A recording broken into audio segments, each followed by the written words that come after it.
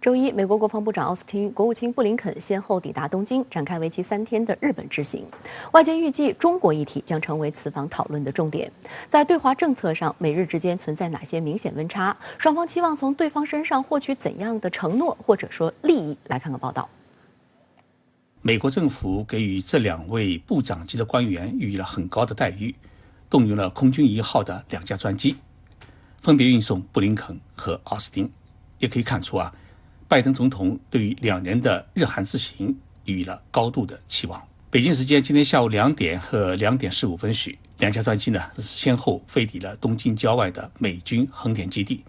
旅日资深媒体人徐静波介绍，因应新冠疫情，对于此次美日高官面对面会谈，日方做出了相应的防疫措施。日本政府透露的消息说，布林肯和奥斯汀以及随行人员根据日本政府的防疫要求，在前往日本之前呢，都已经注射了疫苗，并接受了核酸检测。根据日本政府的要求，布林肯和奥斯汀以及随行人员，他只能往返于指定的会场和会见指定人员，不能聚餐。因此呢，日本政府也无法为他们举行欢迎晚宴。但是，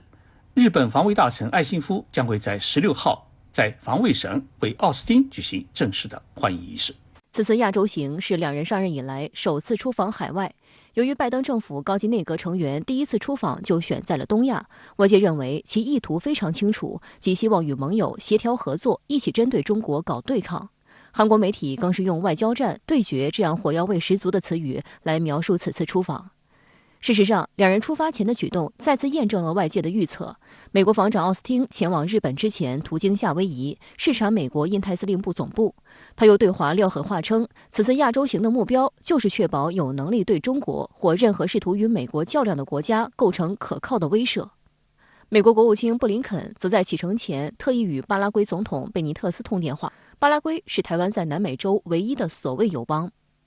新加坡联合早报的文章分析认为，美国近期举行4方安全对话机制，与盟友频密互动，同时又释放将在阿拉斯加的会晤中就香港等问题对中方施压等杂音。一系列动作主要的目的之一，还是要在中美高层战略对话前最大程度争取盟友支持。但是从目前来看，日本、澳洲、印度在很多问题上也没有做出明确表态。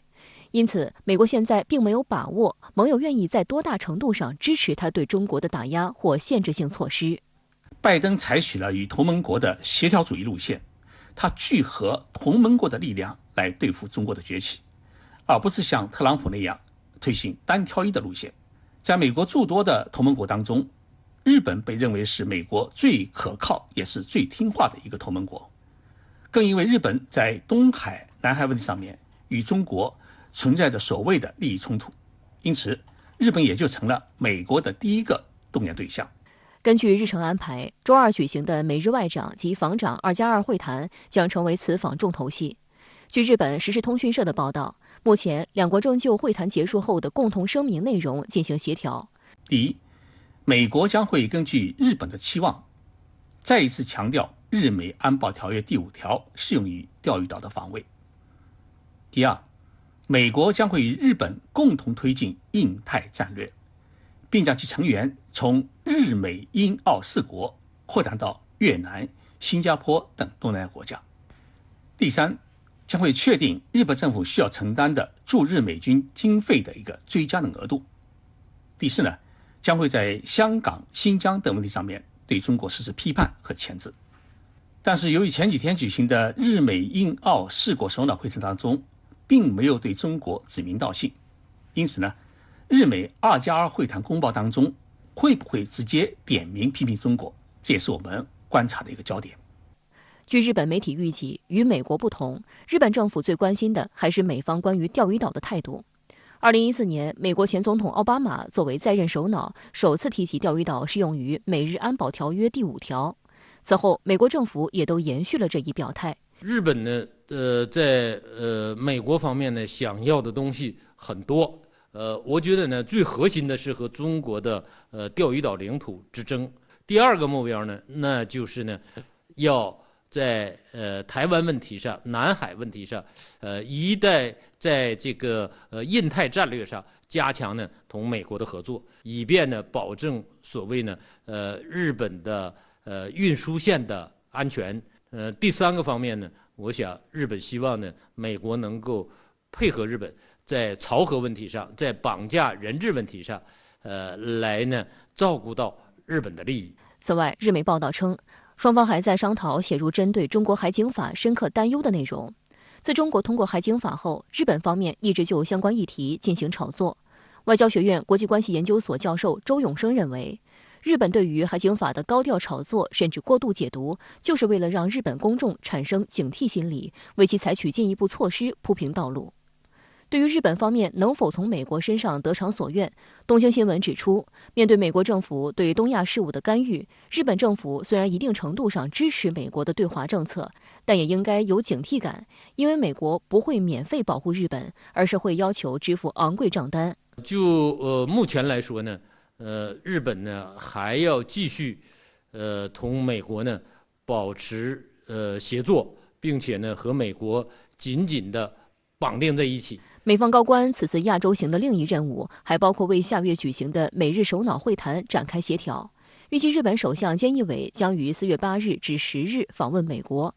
分析指出，美国近期与盟友的频密互动有明显的造势动机。特朗普执政的4年，美国与盟友已经离心离德，现在拜登政府必须想办法挽回颓势，至少在表面上展现出团结一致。菅义伟首相今天已经表示，他将会在16号接受疫苗注射，准备在4月上旬访问白宫。菅义伟希望通过这一次的白宫之行，他不仅要向世界展示日美同盟牢不可破的紧密性关系，同时呢，也期望与拜登建立亲密的私人友谊，以确保日本的安保诉求能够得到拜登政权的全面支持。对于美方的司马昭之心，中国外交部此前就明确表示，亚太地区是中美利益交织最密集、互动最频繁的地区，美方应该摒弃冷战零和思维，推动亚太地区成为中美互利合作的大舞台，而不是大国零和博弈的竞技场。在周一的外交部例行记者会上，发言人赵立坚再次回应称，个别国家煽动所谓中国挑战，纯属逆和平发展时代潮流。一段时间以来，个别国家热衷于渲染、煽动所谓的中国挑战，挑拨地区国家间，特别是他们同中国的关系，但他们的所作所为逆和平发展合作的时代潮流，违背地区国家和人民的共同心愿，既不受欢迎，也不会得逞。相关话题来连线特约评论员刘和平。刘先生您好。我们看到呢，在美日外长加防长2+2会谈举行前夕，美国新任防长奥斯汀大谈东海与钓鱼岛问题，并暗示将会在美日共同声明中再次明确表示，钓鱼岛适用于日美安保条约第5条。而与此同时呢，日本防长岸信夫却在呼吁美日要紧盯台海局势，尤其是要关注台湾海峡两岸军力失衡的问题。内阁官方长官加藤胜信则在呼吁美国关注香港与新疆问题。那么您觉得这背后的原因是什么？美日两方在2+2会谈举行前夕，一个大谈中国在东海和钓鱼岛问题上对日本构成的所谓威胁，一个却在大谈中国大陆对台湾的所谓威胁，以及香港和新疆问题。这也就意味着美日两国终于在具体的战术执行层面出现了重大的分歧，或者究竟是要在中国的哪个地方点起火苗，究竟是要通过炒作东海和钓鱼岛问题，还是要炒作台海、香港、新疆等问题来牵制中国，上面出现了不同的看法。美方炒作中国在东海与钓鱼岛问题上对日本构成的所谓威胁，并扬言要在美日共同声明中再次明确表示钓鱼岛适用于美日安保条约第5条。这显然是要像8年前奥巴马实施亚太再平衡战略时那样，再度炒作起钓鱼岛问题，让中日之间的纠纷进一步激化，从而不仅达到让中国的东海、南海、台海、新疆、香港、中印边界纠纷等等问题全面燃起火苗的目的，让中国精疲力尽，兼顾不过来，而且可以达到让日本在对抗中国方面充当主力军，冲在最前线的这么一个目的。相反，日本方面虽然乐于见到美国重申对钓鱼岛的安全承诺，但是却不希望看到中日在钓鱼岛问题上再起纠纷与冲突，尤其是不愿意看到美国将钓鱼岛问题作为挑战和制衡中国的主要抓手，而是希望看到美方继续拿香港、台湾、南海、新疆问题来说事儿，以这些问题作为挑衅以制衡中国的抓手。这背后的原因就在于，在8年前的那场中日钓鱼岛纷争当中，日本在美国的怂恿下将钓鱼岛进行了国有化，实际上是吃了大亏的。因为中国打蛇随棍上，趁机派海警船对钓鱼岛周边海域进行了常态化的巡航，打破了日本对钓鱼岛长达50年的所谓实际控制。在这种情况下，日本方面担心，假如再度挑起中日钓鱼岛主权纠纷，中日之间不仅有可能会引发战争，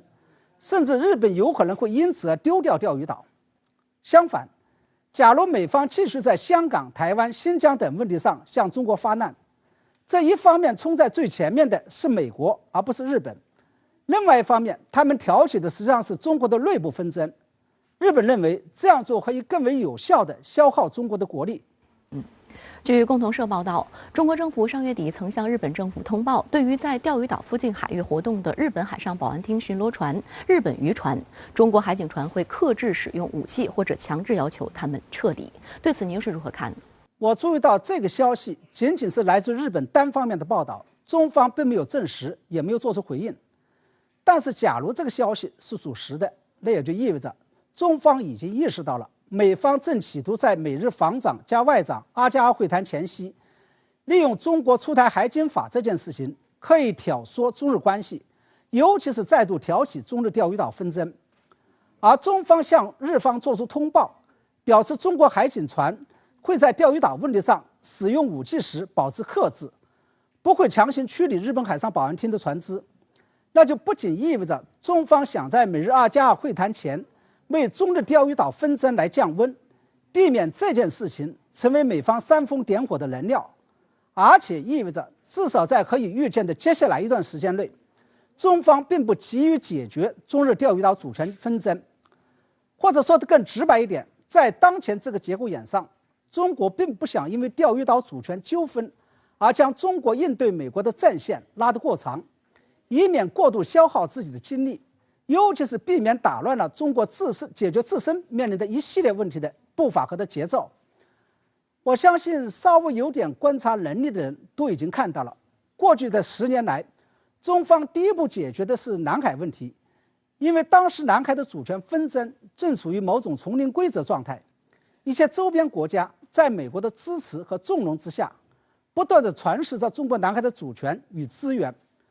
第二步，在完成南海岛礁基本建设之后，中方又集中精力解决了新疆面临的分离主义、恐怖主义问题。第三步，这几年中方又把精力集中在了香港，正在香港解决乱局问题。我相信，在解决完香港的问题之后，中方的第4步动作不排除会对准台湾。而无论是解决香港问题，还是复杂敏感的台湾问题，都是需要一段时间的。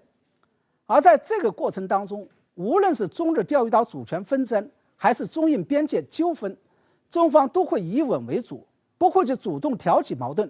更不会急着去解决问题。好的，谢谢刘先生以上的分析，请您保持在线，我们稍后还会继续连线您，谢谢。